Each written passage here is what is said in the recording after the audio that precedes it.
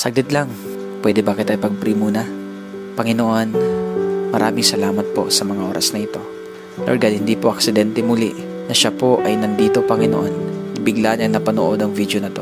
Lord, I pray in the name of Jesus na anuman ang gumugulo sa taong ito, Panginoon, anumang ginagawa ng kaaway sa kanyang buhay, sa pamamagitan, Lord, ng mga problema, sa pamamagitan ng mga pagsubok, mga sitwasyon na matitindi sa kanyang buhay. Dalangin ko ngayon, Panginoon, bigyan mo siya, Panginoon, o God, na lakas na nanggagaling sa iyo. Ano man ang kanya pong dinadala sa mga oras na to, Panginoon. Lord, maaaring ang taong ito, wala po siyang ibang mapagsabihan sa sobrang bigat na kanyang nararamdaman. Maaaring ang taong ito ngayon, Panginoon, hindi po niya alam kung saan siya lalapit at kung ano po ang kanyang gagawin. Napatanong na siguro ang taong ito, Panginoon, na may Diyos kaya na nagmamahal sa akin? May Diyos kaya na nakakaalam ng sitwasyon ko? Pero Lord, hayaan niyo po, Panginoon, patunayan mo po sa taong ito na ikaw ay nariyan palagi, anuman paggugulo ng kaaway sa kanya. In the name of Jesus, I rebuke it. Lord, I release peace.